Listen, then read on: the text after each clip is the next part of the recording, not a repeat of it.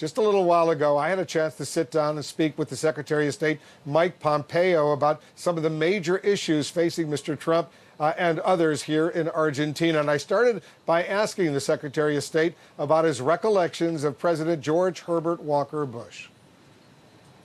Mr. Secretary, thanks so much for joining us. Wolf, it's great to be with you. Let's talk about the late President George H.W. Bush. How do you see his legacy? It's a remarkable American legacy. They don't make them like that very often. I had a chance to get to know him when I was a member of Congress first, and then I held a job that he held at one point. And I remember talking to him just after I was nominated to be the CIA director, and he said, "You'll be great, you'll be awesome." In fact, it was the second best job I ever had. And he loved that group of people, that talented espionage agency so much. America is worse off today, and I want to extend mine and Susan's heartfelt sympathy to the entire Bush family. What lessons can politicians today learn from the life he led? It was a true life of service. He was also committed to his faith, and he was willing to work really hard. Maybe those would be the three things. If you work at it, if you keep your faith, and you have this commitment to serve, good things can happen, not only to him. He had a remarkable life, but you'll do good work for your fellow man as well. President Bush certainly did that. He was an amazing man, and I was blessed myself to have interviewed him on several occasions. I know if he were here, he'd want us to get to substantive issues. So in his memory, let's talk about some of the major national security issues facing the U.S. right now. Saudi Arabia. Do you believe the Saudi explanation that the Crown Prince, Mohammed bin Salman, did not know about the murder of Jamal Khashoggi? Well, I've spoken about this a lot. I continue to work on this issue. President Trump and this administration sanctioned 17 people that we came to learn were connected to the murder, the heinous murder of Jamal Khashoggi. All across the United States government, we continue to investigate, to try and learn, to make determinations about what happened, and we'll continue to hold those responsible accountable. We've been very, very, very clear about that since literally the very beginning. We also, Wolf, and this is important, are doing everything we can to make sure that we get it right for America, that we keep the strategic relationship with the Kingdom of Saudi Arabia and protect the American people. Those two things can both be done, and we've done it very effectively today. Because you have said that, and you're a former CIA director, so you understand how U.S. intelligence analysis works. You said there's no direct reporting connecting the Crown Prince to order the murder of Jamal Khashoggi. Can you confidently tell his 4 children that he was not involved in that order? Well, obviously sitting in an unclassified setting, here's what I can say. I have read every piece of intelligence that is in the possession of the United States government. And when it is done, when you complete that analysis, there's no direct evidence linking him to the murder of Jamal Khashoggi. That is an accurate statement, is an important statement, and it is the statement that we are making publicly today. Did the CIA conclude with high confidence that he was involved? I can't comment on intelligence matters, CIA conclusions. I didn't do it when I was the director. I'm not going to do it now. Because you've seen all the reports in the media about that. I've seen lots of reports in the media, Wolf. They often are untrue. So the bottom line is that the U.S. is going to continue to maintain the same relationship, strategic cooperation with Saudi Arabia right now, irrespective of what may have happened. Today, we're working with the Saudis in Afghanistan. We're working with the Saudis to push back against the Ayatollah Khomeini, who killed hundreds of Americans, Wolf. And they are an enormous support to us. They are a relationship that has mattered for 70 years across Republican and Democrat administrations alike, and it remains an important relationship, and we're aiming to keep that relationship with the Kingdom of Saudi Arabia. Because you're losing support in Congress, even including among Republicans right now, to continue U.S. support for the Saudi operation in Yemen. Even Lindsey Graham voted against your position. I think there were 14 Republican senators who voted against you the other day in the Senate. Secretary Mattis and I and the President have made very clear we're working to end the hostilities in Yemen. The humanitarian crisis there is of epic proportions. Millions of people at or near starvation. This administration has put almost $1 billion into stopping that humanitarian crisis. The Saudis have put even more money in of theirs. The Iranians, Wolf, have put $0 in to stopping that humanitarian crisis.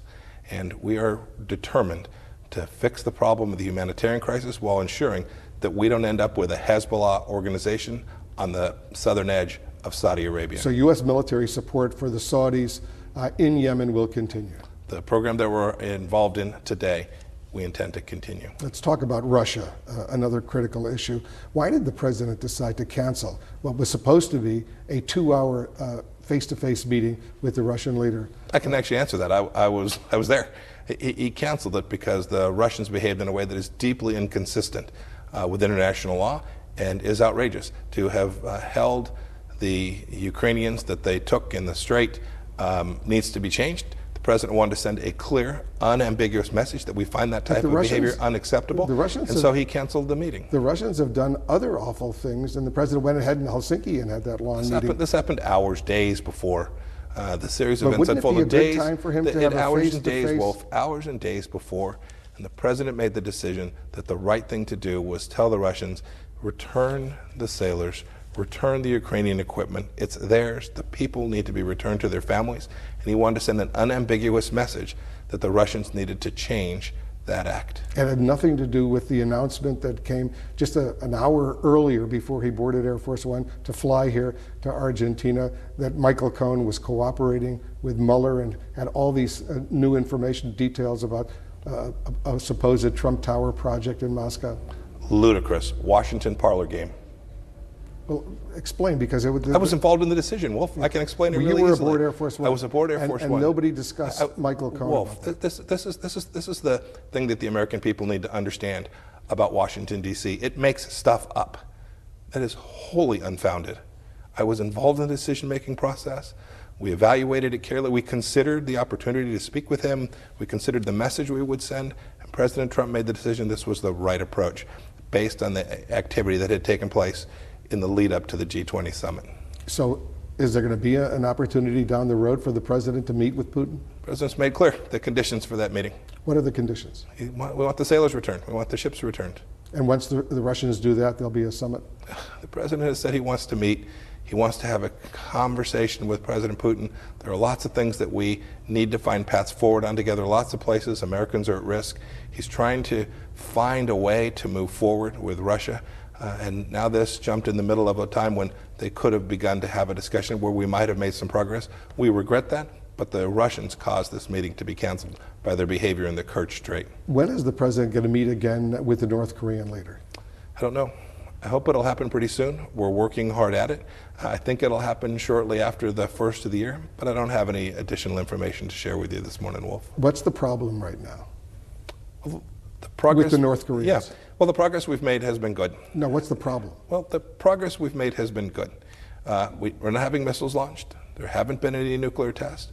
We continue to have conversations about the right next step. That is the right substantive next step, not the process next step of meetings. We're working with partners all across the world, the South Koreans, the Japanese. Remember, Wolf, these are global sanctions put in place by the United Nations Security Council, which denied North Korea the capacity to improve their economy. That's not going to change, unlike previous administrations that when they got to a point that became difficult, wrote checks for tens and hundreds of millions of dollars and let the North Koreans off the hook in that sense. We're determined to fulfill the commitments that were made by Chairman Kim in Singapore, and we're working hard at it. A final question on Mexico right now. It looks like U.S.-Mexican relations are improving. Right now, you're off to Mexico for the inauguration of the new president, and the President Trump signed, together with the leaders of Mexico and Canada, the U.S.-Mexico-Canada new trade agreement. But there's still a lot of tension along the border, and there's a lot of uproar about whether or not the U.S. should go ahead and build a new wall, spend all that money. Whatever happened to the president's commitment for so long during the campaign that Mexico would pay for the wall? That wall's going to get built. I have already developed a good relationship with my counterpart, Marcelo Ebrard, the incoming Foreign Secretary of Mexico. We've met a number of times already. I'm unfortunately not going to make the inaugurations that's taking place today in Mexico, but he'll travel to Washington on, well, I guess will be his second day in office. And we're going to continue to develop this relationship. It's not just focused on the migration issues that draw all the headlines. There are many economic issues between our two countries and other commercial. We have transnational criminal organizations that we work on together.